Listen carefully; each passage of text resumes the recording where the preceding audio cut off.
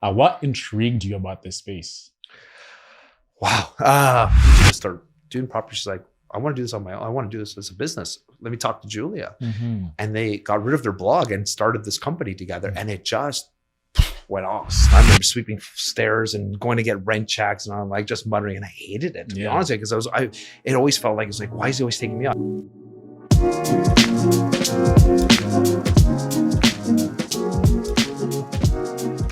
Hello. We are here with the one and only David Cinelli, as I like to call him, Top G. That's a good one. top guy in real estate. You know, he's out here. You know, how long have you been a real estate agent, David?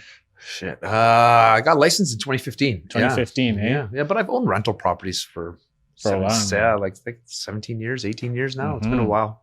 And over like the past couple of years since you started, you've like accumulated a lot of accolades.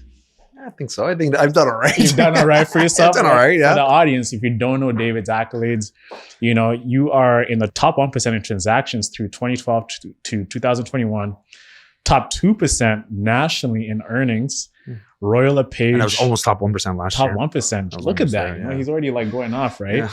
Yeah. Red Diamond recipient from 2018 to 2021, and the Director's Platinum Award in 2017, and the President's Gold Award.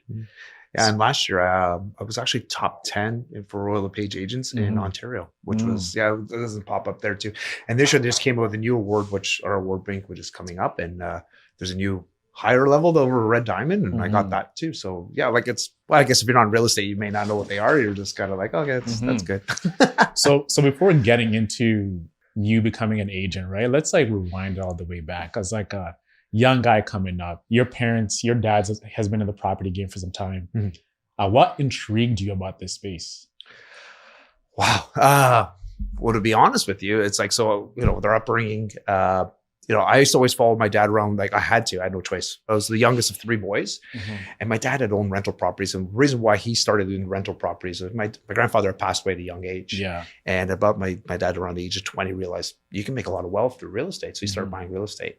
And as a kid, you don't realize why you have to go to your dad's properties and help him with these, like, I remember sweeping stairs and going to get rent checks, and I'm like just muttering, and I hated it, to be honest, because it always felt like, it's like, why is he always taking me out? And my brothers obviously didn't want to go, right? So I kind of like didn't realize what I was doing, what he was doing at the time. But throughout the process, since a kid, I guess I started working with my dad a lot, and then I always had jobs in the summertime. Like I played hockey throughout the Christmas, throughout the wintertime, and then summertime was my time. Actually, my dad's like, you have to work, so I had a ton of jobs.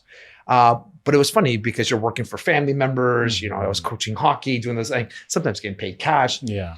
It wasn't until I got my big boy job and I was an analyst that I realized how much the government takes in taxes. Yeah.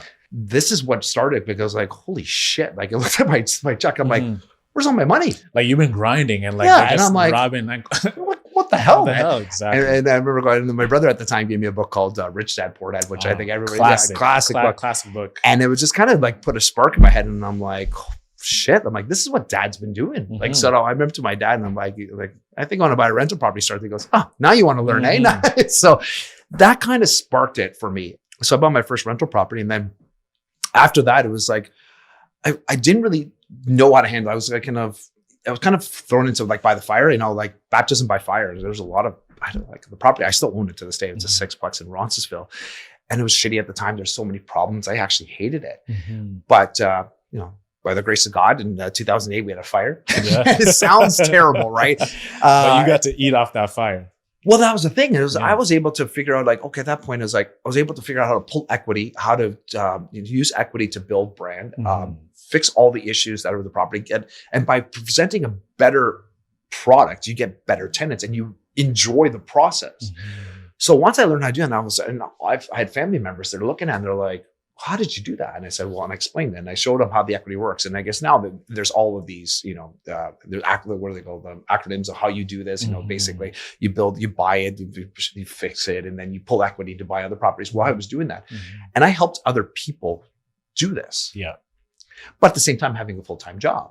And I was lining them up with, realtors, lining them up with, with contractors, lining them up with banks and figuring out, and I was helping people do that while being a treasury analyst at the time. And it wasn't like one of these things where you're like, oh, I need to be a realtor. I kind of thought about it here and there. I wasn't really enjoying what I was doing as an analyst because it really wasn't my passion. This became my passion. And which firm were you an analyst at? Toronto Hydro. Toronto Hydro, eh? Yeah. So straight out of school, like you're working at Toronto Hydro? After my MBA, yeah. But my MBA pretty much, after my MBA, I started working at Toronto Hydro. I was a billing analyst and a credit analyst. And then they moved me to the big company as a treasury analyst. So I was there for like 10 years. Yeah. And like when you're entering the analyst game, what was your ambition? Like what were you looking at? I didn't know what to do with my life. You didn't know what to do with your life? I had no idea. So I was great at math. Like I loved math. I had business. So my undergrad, when I went to play hockey, University of Wisconsin, Stevens Point, I got a scholarship out there. And at first it was a math major and business was my minor. And then I switched them halfway through because I don't know, for me, I couldn't conceptualize 4D space. It just didn't make sense. I like numbers. I love math. Like I love calculus. Yeah. Love calculus. It was one of those things I just love. But then when things were just getting too conceptual and it wasn't math anymore, I didn't like that. But where business was, right? And so I kind of had my business degree. And then when I graduated, I was playing pro a little bit, bouncing around, didn't really work out. I didn't know what to do with my life. And this is like Wisconsin. Do you want the Badgers? Like No, it was a Stevens Point Pointers. We're Division 3. Yeah. Division 3, okay. But the funny thing is, if you look recently, our Division 3 school, they actually played the Badgers. They beat them. Because we're a smaller school, but our guys were awesome. But the talent is it's unreal. The D1 guys. Yeah. Well, the D3 schools, it's like we tend to be older guys. So I was 20 now. We had I was one of the younger guys on the team. And it was like, whereas, the Badgers, they had 18 guys, and they give them full scholarships. We were getting partial scholarships, stuff too. But they were young kids where we were men. I remember we had a 32-year-old sophomore my first year on our team. And the guy had played pro. This guy was legit. Yeah. Our first two lines were all guys like myself either had D1 scholarships that didn't take them or were in a D1 school and then they came down and ended up playing with us. And we played in smaller rinks with just your men. It was just it was hardcore. It was like our junior teams. It was we watched the D1 schools. It's a little more finesse where we were just in the corners knocking it up. Dogs. It was awesome. Did you guys have exhibition matches with the D1 guys? They wouldn't play us at the time, but recently they have been playing against each other. Yeah. Yeah. Damn. So when you're playing hockey at the time, right? So you get your degree, you become, you're playing hockey in uni. Did you think about playing pro or what's pro at what level? Like the NHL?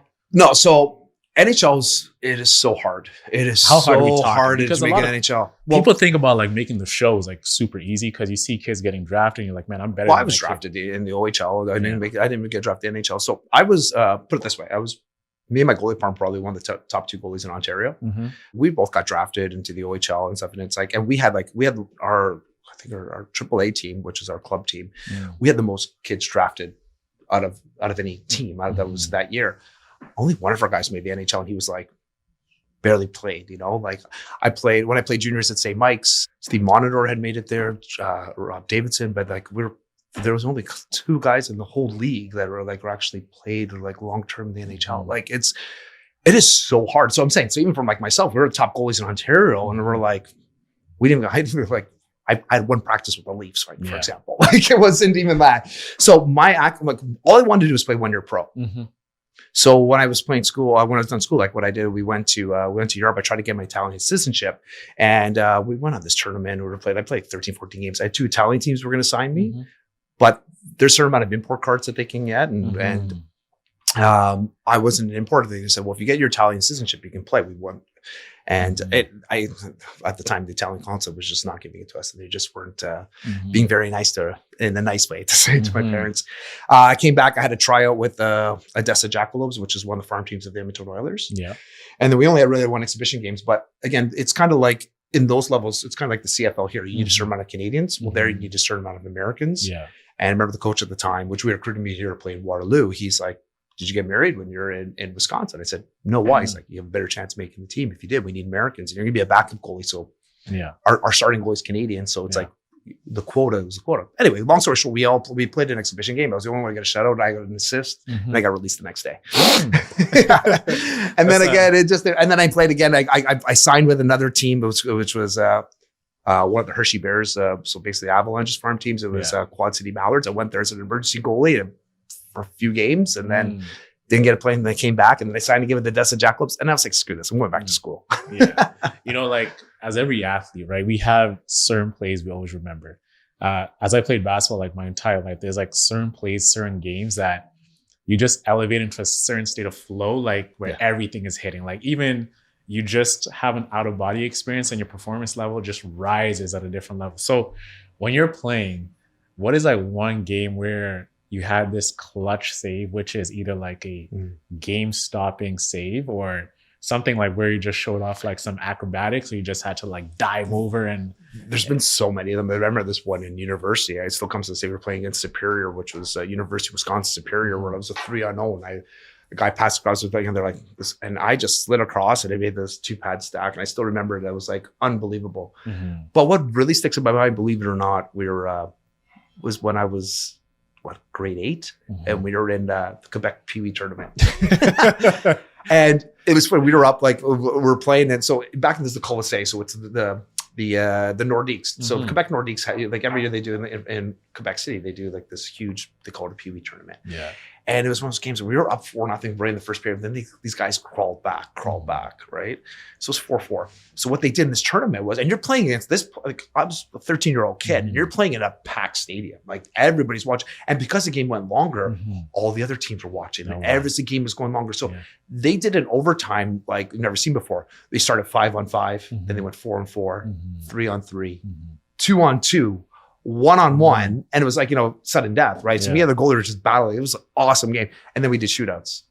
And then I shut them all out in the shootout. So and our last player, his name was Suad, went down deep, and we scored, and we all just rushed.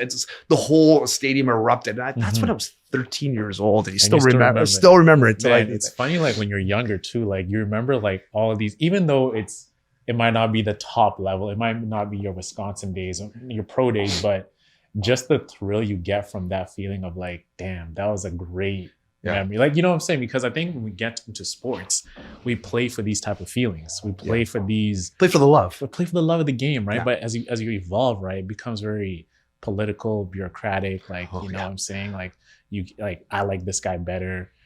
We drafted him higher, so we're gonna keep him, even though you're better than this other guy, right? And this is what happened to you, right? Yeah, pissed me off. Yeah, I was in when I was wherever I was talking about the Jackalopes. We had that game, and I was like, we're playing against another team. These guys were monsters. These goalies were like 6. I'm 5'10", 5'11" ish. You know what I mean? And I was like, and I won on the other side. I'm like, holy shit, these guys are like 6'8". They're like, and I remember telling you the story early off air. We were saying like, they're like, good luck trying to make it any teams like with these guys. And I'm like, what are you talking about? They're like, both these guys are imports. They were drafted. I think one guy was Russian. I forget what the other guy was. And they're like, the company, the team has spent so much money on these guys, you can't crack the lineup. They've put the investment in there. You could be way better than them, so it's not going to matter. I was like, holy shit, I never thought of it that way. So it was big business. So you played hockey. When did you realize it was time for you to wrap it up? Well, when there's no real places for you left to play anymore, I guess. Yeah. Well, no, it was. I could have kept grinding, I guess, and playing, but it was pretty much there. When my last year university, I ripped my groin really bad, and it took me a while to get back. And it was when I realized too, when I played with the Dessa, and I got the shadows get released, and the coaches would come back to me saying, it has nothing to do with your ability at this point. That's why I was just like, this is bullshit. Like if I'm better, I should be playing. You should hire me. Like it has nothing to do with that anymore. And I'm like, the love was gone. So that's kind of, I'm like, excuse my language, but fuck this, I'm done. Yeah. So you say, fuck this, you're done. You did your MBA. Yeah. Right. Which I almost made the team there too. It was funny because I would try to get my red shirt. I was on Laurier for about a month or something like that. They tried to get my red shirt because I had pulled my groin so bad. But yeah, but so I almost got the love back for like a season. And then after I'm like, I'm hanging up the skates. Yeah. It's a wrap. So, it's interesting, right? Because you did business school, right? In America. You come back to Canada. You're like, I'm going to do my MBA. There's this thing about business school and MBA, which is like, is it like a double dip? Do you get an advantage of having an MBA? Yeah. What was your insight looking back then to be like why did you do an MBA? Why are you doing an MBA? Because I was lost. You were lost. I was lost. Yeah. It's funny because you go through life and stuff too. And I was always like, listen, I'm a good student. I've always been a pretty good student. And my brother always laughs when he goes, he hates me because like, we at the end, like high school, like we went to St. Mike's and he'd sit in his room study for 5 hours. And I'd go and play video games. We got pretty similar grades. And he was just pissed at me. He goes, and then you go play hockey and then you still play, you do good at that. And I'm like, so the problem with me was like, I was good at most things I did. And I just didn't know what the passion was really. Just I was trying to figure out what to do. So when the hockey thing didn't, like, I thought within that year playing hockey, I could have figured out what I wanted to do in that time, and nothing came back. So I came back and I was coaching as a goalie coach, and that sucked. And what year was this? 2003. 2003. Yeah, 2002, 2003, and it was like, shit, man. It was like, you know, I'd wake up and everyone was already gone to work, and then you're working late nights. You come home and it's just like, shit. My girlfriend, now wife at the time, like she didn't last very long. She was like, F you, I'm out of here. Like, it was so bad. Like, it was just, you're constantly going. I was like, I didn't know what to do with my life. So it's like, my dad basically sat me down and he's like, okay.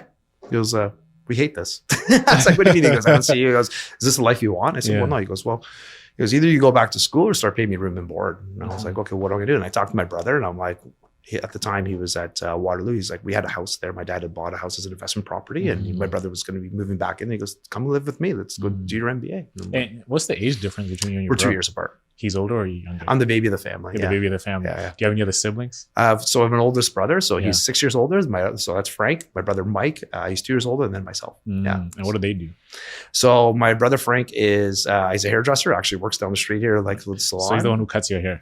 No, I get one of his workers to cut my hair. It's my dad learned at a very young age. My dad was a hairdresser too. It's just like, you know, just too many fights because, you know, too many fights. So at least with the worker, it's like there's a separation there. Yeah. But I go to his salon, to do that. And then my other brother is a professor at Laurier now. He went from, so he's a PhD guy and everything like that. Is he, sorry? He's a PhD? Yeah, he had his PhD, yeah. So between the two of us, we have like 5 degrees. It's like, but he was like, he loves school. Your pops must be proud.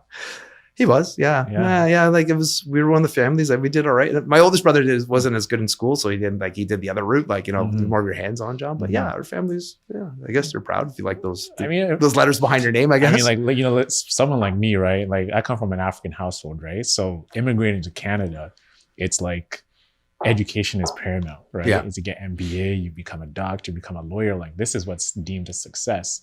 So in your time background, right? That's right. Yep. So, I mean, I don't know how the cultural difference works there. Like, no, it worked the same way, but it was funny though. When I got my job, and I was like, so when I became the treasury analyst, I remember coming home one day and we had just bought a house, and my dad looked at me and he's like, we're getting ready. He goes, what the fuck are you doing?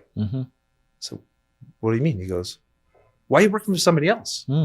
Like, what? I'm like, he goes, yeah, I sent you to school to learn, but he goes, it wasn't to learn to work for somebody else and be a slave to somebody else. I was like, whoa, where's this come from? Like, I thought the time. He just kind of ambushed you. I just kind of ambushed. And I'm like, what'd you think it was when you doing like work? That's what they do. Like, that's school teaches you how to be a good employee, work the ladder. Like, that's the job. Although when I did my MBA, I did a great entrepreneurship course, which I highly recommend anybody taking. Like, believe it or not, there is courses that actually teach you how to be an entrepreneur. But yeah, it was just kind of took me off guard. Yeah. But he goes, yeah, I wanted you to have the degrees because we always wanted you to go to school. But he goes, I wanted you to be a free thinker and think for yourself. So it was funny. It was like, it just hit you like raw and blunt with it. My dad was like that. Yeah. You know, like, again, he's passed away. In 2014, he passed away right before I got my license. And that's a whole other story. But that's what he's like. If he thought you were gaining weight, he goes, why are you getting so fat? Come in, right? And he'd be one of those guys, you know, you look at you, like my cousin always says, if you come in, you burn a shirt, he's like, no, like that shirt looks like shit on you. He would just tell you, that's it. Like, that's flat out what he was like. I got a lot of similar traits. I think that I'm a little easier when it comes to that. I'm not as, you know, blunt, but sometimes I am. You're diplomatic. I try to be a little more diplomatic. Yeah. So I try. I like that. I like that much. I've noticed about you. Like, you're very to the point, but you can also just like code it a little bit. You know, it sounds nice. I like to massage it a little bit nicer. Yeah, it's a sandwich. Yes. That's a good sandwich. Yeah. So you do your MBA. You go straight to Hydro One. Toronto Hydro. 2 different companies. Oh, I was confused then. So Toronto Hydro is basically, it's kind of owned by the city. It's like so the city, we have to give, it is an independent company, but it's a monopoly in the city. So basically, anytime you're getting power from the city of Toronto, it comes from Toronto Hydro. Hydro One is Ontario, right? So, you know, it's just a different company. Yeah. It still works a little bit differently. Yeah. So Toronto Hydro doesn't actually generate any of their own electricity. They buy it off the grid and, you know. Okay, cool. Yeah. So moving on because early on we spoke about you actually, you know, educating people as an analyst and what to do and everything. So now we're getting into the agent world. Now you're becoming like David Cinelli that we know today, you know? So I'm curious, right? As an agent, right? What was describe the first feeling of closing your first ever deal, right? Everybody, Yeah. like there's a first for everybody. And what was that feeling like for you? My first deal was actually a lease. It was a lease. It was a lease. Yeah, and I was kind of scared shitless a little bit. I was kind of showing this girl around, and I was like pretending as if like I was the man, you know, like, oh, and she's like, oh yeah, you've been doing this so long. And I'm like scared, you know, but I didn't know how to do any of the paperwork. I didn't know like what anything. Kind of like it was actually kind of scary, that kind of. And I'm like, I remember calling the office and it's like, why am I not getting paid? They're like, what are you talking about? You didn't pay like paperwork. I'm like, oh shit, I got to hand in all this. Like, so that was kind of the first experience I kind of had, and then I kind of got the grips. So the next deal was actually the first. I would consider that maybe is my first deal because I listed a property and I got to double end the property. So I got to be both the buying and the selling agent. So I got both. So I made more money, and I was like, wow. And I never knew how much realtors made. Let's be honest. Like, so even doing the course and stuff too. So I had no idea. Like even throwing numbers up too. So like afterwards, because when I double ended this deal, and I was like, I had to massage on both sides because it was my cousin's, it was his wife's. They were married at the time, right? But it was her. Were they married? I can't remember at the time. No, yeah, they might have just got married. So it was like her property. So I had to make sure, you know, you keep that relationship, but it's a family relationship, but it's a business relationship. Yeah. And then on the other side, you have a stranger too, and it's like, but you also have to treat them like, you know, obviously like as a client, that you're not screwing them over, because we can get sued if you're not careful, right? On both sides if you screw up the deal. Yeah. So a little bit nerve-wracking. I remember going, and we were going away vacation. I'm like doing stuff on the computer, and I'm like, oh, shit, did I do this right? Did I do that right? And then you double ended the deal, and I'm like, and at the end of the day, I looked at it and I calculated the money, and I was like, that's some good change. That's not bad. Yeah. Yeah. I was like, I had no idea what realtors made. It wasn't my motivation for doing this. I just wanted to help people. And then afterwards, and I said, after deals, and I was putting in the deal sheet, I was like, oh, actually I did all right on this one. So that was kind of like the good feeling, like, oh, okay. It's like a light bulb went on in my head. So for the audience, right, could you describe what like double ending a deal is? Yeah. So double ending a deal is when a realtor says I've double ended a deal, it means they both represent both the buying side and the seller side. So you get more of a commission because you are representing both sides. Now, that's what we say double ending a deal. That makes sense? Definitely makes sense. And what year was this again you mentioned? 2015. 2015. So one thing I've noticed about you, right? Social media is a big part of your brand, right? It's, you know, you've been like a host on HGTV, right? You have like 8K followers. When did you realize that social media is going to be a big part of like how you do business? Before I was a realtor, basically. It started there too, because even when I was back in the day, so this tells you how old I am. When I was working at Hydro. It's like OG talks. Yeah. It's like, like before I was a realtor, like we had this thing called Facebook. Yeah. Do you guys know what Facebook is? It's very archaic. So, but back then there wasn't any bans on, you know, when you can look social media. So I remember being at my cubicle and we're all on Facebook and other stuff too. That was normal. And I remember posting. I remember seeing people all the time. They're like, man, you post a lot. You talk a lot on social media. So I was like, yeah. So I kind of thought that was a niche. So when I was bringing it over, when I first started real estate, I didn't do it as much. I didn't think. I started posting things here. I was still posting stuff, but I started getting some good feedback from that. And then the brokerage I'm in there too, like they started pumping social media too. And I was like, oh shit, I could do this for work. Like, that's kind of made, like, that was like solidified. I'm like, I'm like, it's not just fun anymore. So I changed the dynamic. I was like, yeah. So that like, I just started doing it right away. And I just thought it was a way for me to differentiate myself from other people. Yeah. How did you build that personal brand?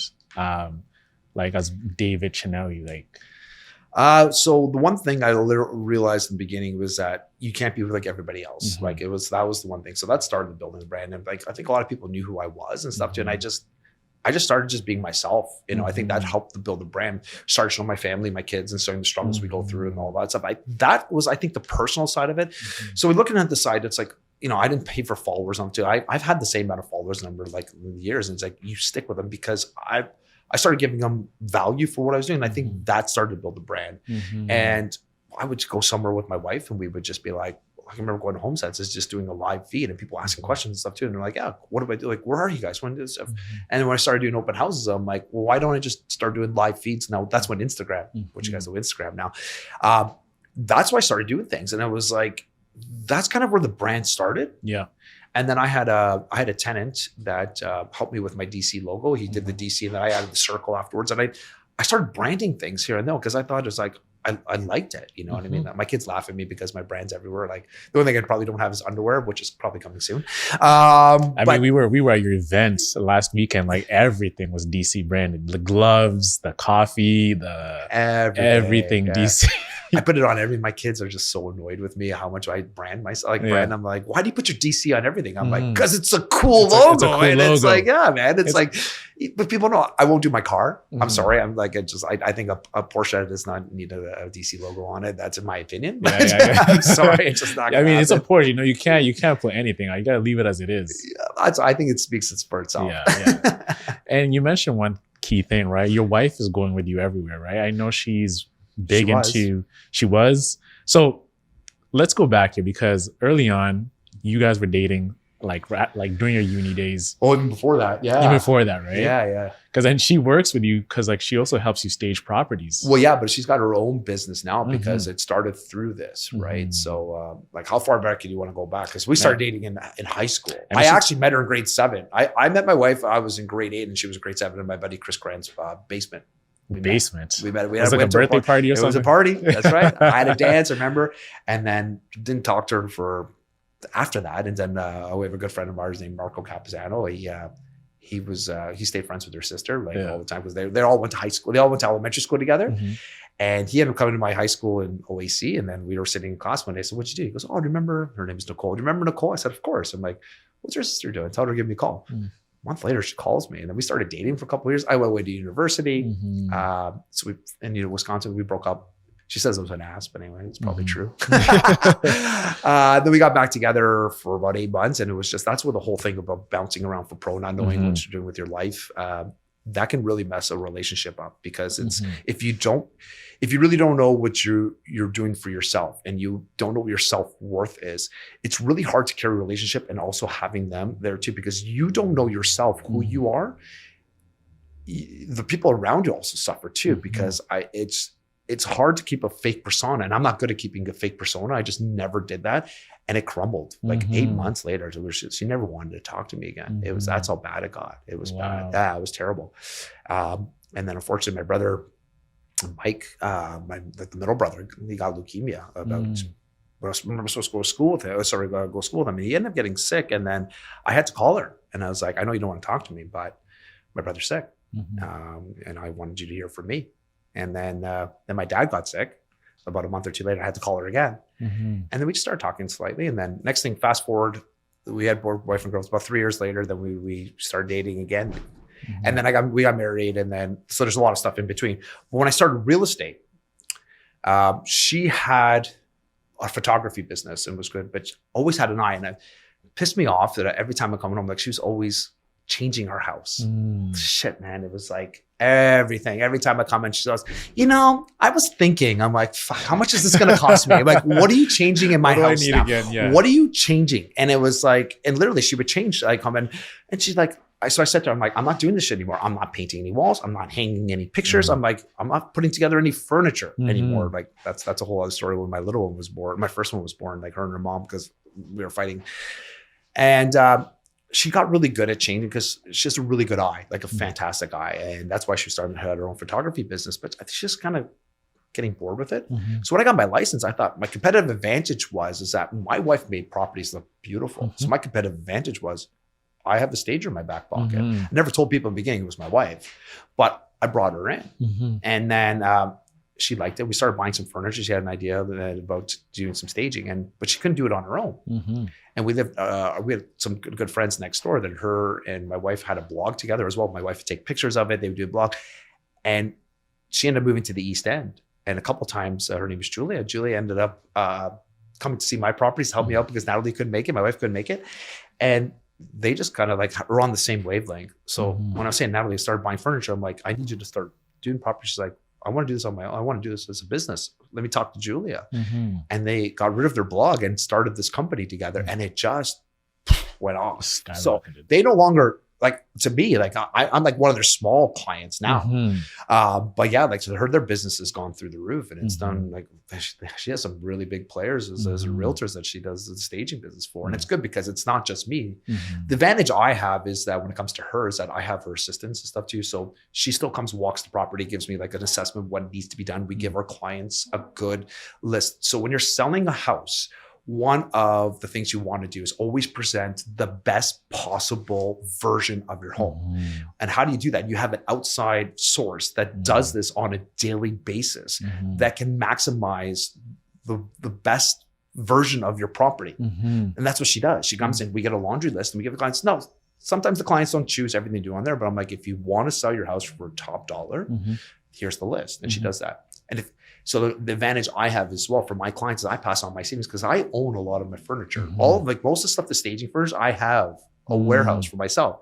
So Natalie will come through. My wife will go through. She'll show the property, and she'll give us a laundry list. And a lot of times she'll talk to her assistant and so assistant's like my assistant. So she goes, okay, Krisha's going to come or the other assistant, and she's going to set up your property the way that I set it up. Yeah. So staging is like a interesting part of like the business, right? What I want to understand is like the economics behind staging. So you have you're the realtor, the stager, you have someone who's selling the home, or they could be leasing their condo and they need someone to stage it to look nice. Who's buying the furniture? Who's paying the cost?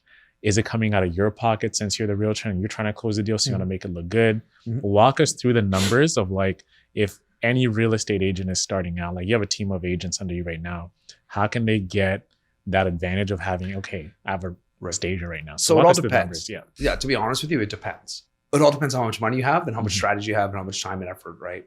So for my clients, I cover my staging costs at least 2 months usually. Because I've paid for the furniture, because I got warehouse, because I've been successful doing this, and that's my competitive advantage.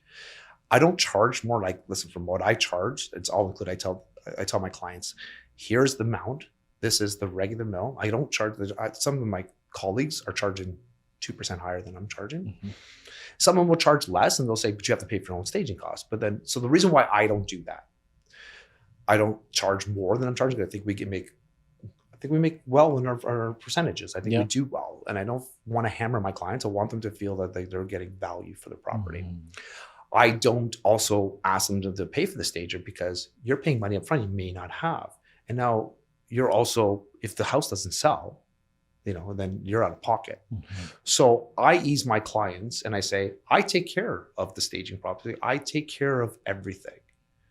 You only pay for me when the house sells, but we need to work together. So what does that mean? That means I was like, so we get a good offer. What offer is it to you? You're not just going to back away from it because it's like, we want to sell a house. Like this is your, again, I don't hire guys who just want to put an offer in because they want to have it when the house is worth $1 million. They don't want to just say, well, I have my house up for $3 million. I don't hire you because if you're not realistic with your price, that means you're just wasting my time and my money. So my clients know that like I'm putting a lot of my heart and soul and my hard-earned money to sell this home.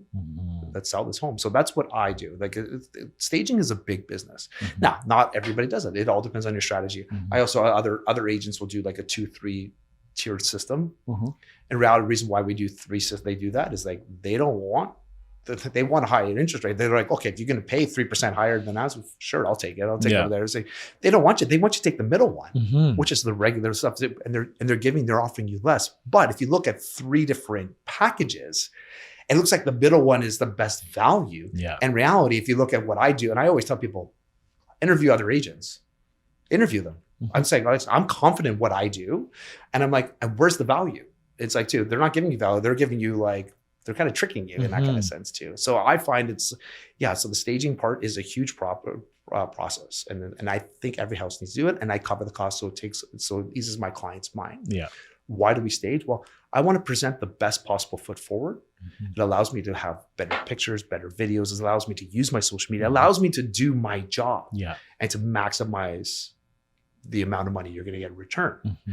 If I control everything up until that point. So if I control what the house looks like from the beginning and it looks amazing, now I control the videos. Now I pay for advertisement on social media. It's not good enough just to post on social media. Pay for advertisement, put in front of everybody, right? Too.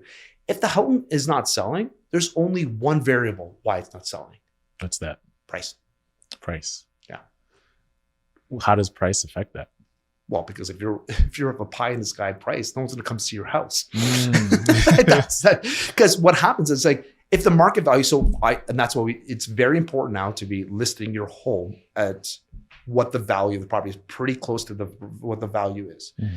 In the past, when I would say when I was a kid, so before you were born, agents used to list a house in like 200,000-300,000 above, and just like, oh, we will negotiate down. That was the mentality. That no longer works. There's the buyers in today's market are so smart. They have all the tools in their hands. They know what other houses have sold for. They know what other properties are available. So you're not pulling the wool over anybody's eyes. Mm-hmm.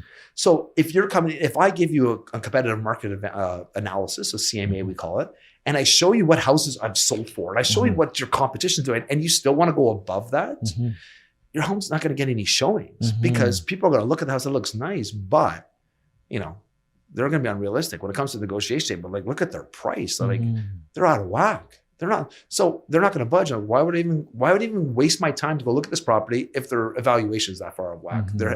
Their heads in the sky. It's just not going to work. So you're actually deterring people away from even coming to the property.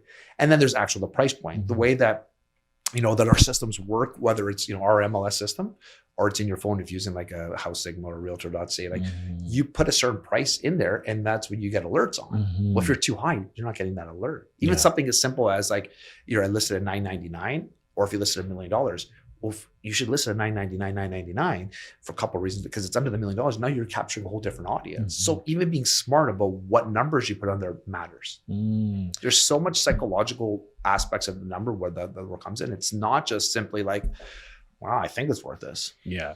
Is there a time you've ever had a client and you've had to talk them out of a price? Oh, yeah.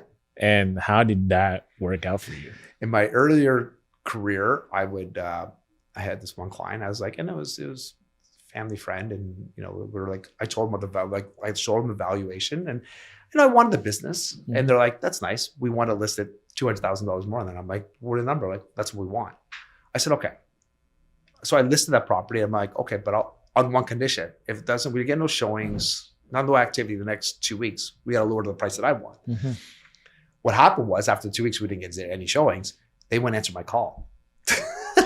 So I was like chasing them for like 3 months. Finally, we got the price after veg. I tried firing them a couple of times. Yeah. I just started walking away because it wasted my time and my money. And eventually we got the price where we wanted, and then I ended up double ending a deal. Yeah, it's happened before. More recently, I've said no to people. Like literally, I've said like in the last time, like, because it cost me thousands of dollars to list a property. Like, listen, I'm not a charity. If it's going to cost me $4,000 or $5,000 to list your home, and you're going to have your evaluation is going to be $300,000 over asking, and you're not going to budge because you don't want that price. Well, I'm literally paying for you to show your house and take nice pictures. I've honestly said to that person, if you're not realistic with your price, I can't help you. Do you walk them through like a methodology of like, hey, I know you wanted $200K above, but you know what? After I input this, and that, it's actually, you should price it at this. Is there like a 100%. Breakdown? What does that breakdown look like? Well, that's what it's. So we have a tool in our MLS system, which I use. Some of it's kind of arbitrary what numbers are, but they kind of, being in a market, what things are worth. Like, for example, like if you're looking at a 3-bedroom to a 4-bedroom, in, for example, in Etobicoke, that extra bedroom is worth about $100,000. If you're going to somewhere like a Brampton, or if you're going to, like, say, Mississauga, it's less. It's around anywhere from $50,000 to $75,000, depending on the neighborhood. Then there's also square footage. So in my analysis, you can see my breakdown where I'm getting the numbers. I'm not just pulling numbers because I like out of the sky. Like, it's just like, I can get you extra $50K. It doesn't work like that. Yeah, it doesn't work that way. Now, there's different strategy we use. It's obviously like what was working before is obviously listing prices low and then holding offers, and like, which doesn't necessarily work in this type of market where it's more of a balanced market leaning towards more of a buyer's market. But there's still things that I would do that helps you get maximum dollar. One of the things we do, home inspection. I pay for a home inspection, again, not out of your pocket, because I do a home inspection because when I'm listing a property, because I want to make sure that that there's no major problems with the home. And the second thing is, like, when I get an offer, I want to have as clean means like no conditions. Like I don't want a home inspection condition. You can bring the home inspection. I get a reputable home inspector to do it, and you can talk to the home inspector or bring your own inspector to review this agreement. This report, and then you can give me a cleaner offer. So you've closed deals. What I want to understand, and for the audience, as David Cinelli, have you ever been burned on a deal? Hell yeah. Yeah. It happened last year. What's been the biggest burn in your career so far? I would say the burn that I got was something recently that a coworker or a colleague of mine, which I was helping, screwed me on a deal. That's what burns. It's not like the listing, no, it wasn't something like that. So what happened? Internal. It's internal. Someone's burning internally. Yeah, well, it was kind of like that because so I had brought this individual into the office. She was a new agent, and I actually gave her a deal. I didn't want a double-ended deal. I gave her a deal, so she made like $10,000 by showing her property one day. If she listens to this podcast, she'll probably know who I'm talking about. And then, long story short, I had a client which we had a mutual friend, and I was showing this guy properties for a couple of years. But this is during the pandemic. There was a couple of issues that happened there. Like his wife wasn't sure about her job, and he wasn't sure about his. The money flow wasn't there, and he came back to me and we're like, okay, like, oh, how we want to see a couple of properties. So we ended up putting an offer on a property. We got in a bidding war. We were second place because we were at a certain value. Like it was under $1.6 million, and he was like, like I can't even get to the 1.6. So we lost it by $20,000. Okay, no big deal. It happens, right? All of a sudden, within the next week, all of a sudden I see this colleague of mine, and she had posted something in my backyard, like a street over for me, and she had sold this property. Oh, congratulations to my clients. I'm like, I actually walked to this property, and I was like, oh, it was an interesting home. I'm like, hey, congratulations. It was a weird kind of response she gave to me, and I was like, oh yeah, we did well in this neighborhood, blah blah blah. 5 minutes later, I got a phone call from my client, and he's like, oh yeah, by the way, we were the ones that bought that with her. I'm like, what do you mean? Like you were my client. So because it was over a 2-year span, we didn't have something formally signed. And even if it was signed, it was just because we were on and off. But there was, technically, because I put an offer in the week before, I actually had a working agreement with him. I could have gone back and sued her for it. But she burned a bridge for $20,000, $30,000. And I was helping her as a new agent. And I was like, so she burned me for which I could have helped her immensely for the rest of her career. Now she's dead to me. Well, not dead, but she's basically in the business world. There's not a chance I would ever help her ever again. And I love helping people. That's the thing. Is my whole thing is, if you ask me for any help, you ask me for anything, I'll open the doors. Like there's nothing I won't give you unless you do something which was wrong. And I know she knows is wrong.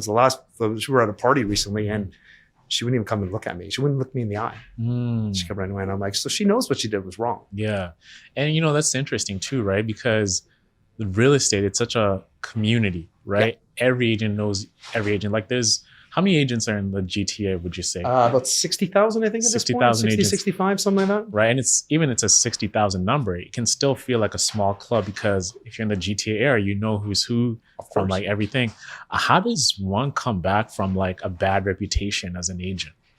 Can you rebuild it? Does it take time? It takes time. I've seen...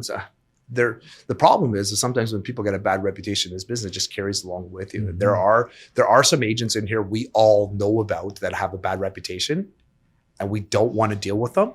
Unfortunately, sometimes some of the clients still hire them. We have to deal with them, but we begrudgingly deal with them. But we tell our clients, and I've told my clients there's a couple of ones in this neighborhood which we know that they're not great agents, that we know that they're doing some scandalous things. And as soon as there's the first sign they do something, my clients pulled out over and over again. And there's one big name in here too, which everybody knows her name, that she's not in the up and up. And I'm not saying her name, but she's not always in the up and up. And we're like, even my clients will see her name and they're like, I don't even want to go look at this property. Okay. Yeah. But it's hard. But most of the time, the problem is I think some realtors aren't self-aware that they realize other people know this about them, or some just don't care. Yeah. Which I find is brutal. Because business, especially like when you're working in client services, like your reputation is like everything. It takes years to build it up, but in 1 second, it can just be tarnished with just one bad move. The problem I find with a lot of realtors is that when it comes to the art or when it comes to negotiating sometimes with them, they put themselves in front of their clients. Well, I couldn't sell this property. I can't show my face in this area again. Like, why are you putting yourself in front of your client? Your client should be your number one goal. I don't give a shit about you. I care about your client and my client, that they get the deal. We should be totally not even in this conversation. We're just there to facilitate a deal. Mm-hmm. And I find that is a big problem, is ego in this business. Mm-hmm. You know, as we work towards wrapping up, share with us 3 mindset tips that has given you the foundation to becoming a top agent thus far. You mean like things I do every day, or just talk about myself? Like anything that helps you like achieve the success, or wake up every single day and go in after and get it, even though sometimes things can be looking bleak week in, week out. Well, the first thing is like, having what you're saying, they're waking up every single day and putting yourself on a set schedule. That helps you figure out what you need to do on a daily basis. It helps get rid of all the noise that happens on there thinking about yourself. That's 100% what I would say.